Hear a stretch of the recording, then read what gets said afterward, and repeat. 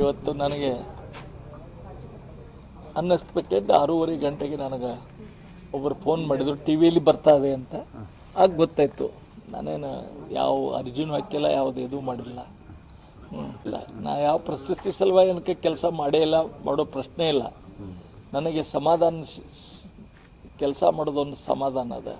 ಆ ದೃಷ್ಟಿ 42 ವರ್ಷ ಸತತವಾಗಿ ಈ ಶಿಕ್ಷಣ ಸಂಸ್ಥೆಯನ್ನು ಬೆಳೆಸಲಿಕ್ಕೆ, ರೈತರ ಹಣಕಾಸಿನ ವ್ಯವಸ್ಥೆ ಚಲೋ ಆಗಬೇಕಂತ ತಿಳ್ಕೊಂಡು 42 ವರ್ಷ ನಾನು ಕೆಲಸ ಮಾಡಿದ್ದೀನಿ. ಅದನ್ನು ಇವತ್ತು ಗುರುತಿಸಿದ್ದಾರೆ. ಗುರುತಿಸಿ ಕೊಟ್ಟದ್ದು ನನಗೂ ಮಾನ್ಯ ರಾಷ್ಟ್ರಪತಿಗಳು ಮತ್ತು ದೇಶದ ಕೇಂದ್ರದ ಎಲ್ಲ ಮುಖಂಡರಿಗೆ ನಾನು ಆಭಾರಿ ಇದ್ದೀನಿ. ಅದಕ್ಕೆ ಕುಮಾರಸ್ವಾಮಿ ಅವರು ಮುಖ್ಯಮಂತ್ರಿಗಳಿದ್ದರು. ನನ್ನ ಮನೆಗೆ ಬಂದು ನಾನು ಹೋಗಲಿಕ್ಕಾಗಲಿಲ್ಲ. ನನ್ನ ಮನೆಗೆ ಬಂದು ಆ ಪ್ರಶಸ್ತಿಯನ್ನು ಕೊಟ್ಟದ್ದು ಇದು ಐತಿಹಾಸಿಕ ಉದಾಹರಣೆ ಅದ. ನನ್ನ ಎಲ್ಲ KLE ಸೊಸೈಟಿಯ ಸಮೂಹ, ಅಲ್ಲಿ ಕೆಲಸ ಮಾಡೋರು, ಆಡಳಿತ ಮಾಡಿದವರು, ಅವ್ರಿಗೆ ಶ್ರೇಯಸ್ ಹೋಗ್ತದೆ.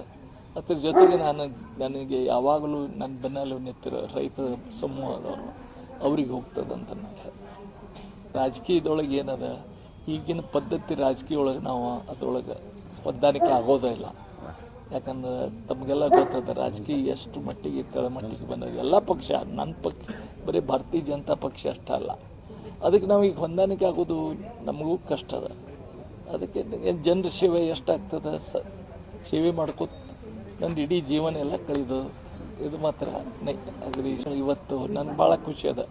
ರೈತರ ಮಕ್ಕಳು, ರೈತರ ಹೆಣ್ಮಕ್ಳು ಇವತ್ತು ಡಾಕ್ಟರ್ ಆಗಿದ್ದಾರೆ, ಡಾಕ್ಟರ್ ಆಗ್ತಾ ಇದ್ದಾರೆ, ಇಂಜಿನಿಯರ್ ಆಗಿದ್ದಾರೆ, ಇಂಜಿನಿಯರ್ ಆಗ್ತಾ ಇದ್ದಾರೆ.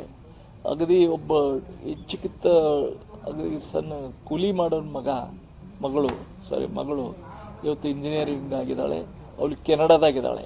ಅದಕ್ಕೆ ಅದು ಖುಷಿ ಅದಾಗಿಂತ ಬಡವರ ಜನರ ಅವರ ಮಕ್ಕಳು ವಿದ್ಯಾಭ್ಯಾಸ ಓದಿ ಅದರಿಂದ ಇಡೀ ಕುಟುಂಬದ ಆರ್ಥಿಕ ಪರಿಸ್ಥಿತಿ ಚಲೋ ಆಗಿದೆ.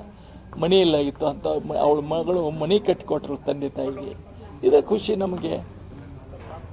ಇನ್ನೂ ಸಂಸ್ಥೆ ಯಾವ್ಯಾವ ಭಾಗದಲ್ಲಿಲ್ಲ ಅಥವಾ ಯಾವುದು ವಿಷಯದಲ್ಲಿ ಶಿಕ್ಷಣ ಕೊಡೋ ವಿಷಯ ಇಲ್ಲ, ಅವತ್ತನ್ನು ಮುಂದುವರಿಸ್ಬೇಕಂತ ನನ್ನ ವಿಚಾರ ಅದ.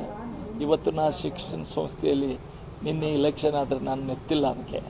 ಯಾಕಂದರೆ 42 ವರ್ಷ ಆಯಿತು, ನಾನು 78 ವರ್ಷ ಈಗ ಮುಗಿತಾ ಇದ್ದಾವೆ. ಯುವಕರಿಗೆ ಬಿಟ್ಟು ಕೊಟ್ಟಿದ್ದೀವಿ. ಯುವಕರೆಲ್ಲ ಇನ್ನು ಮುಂದೆ ಅದು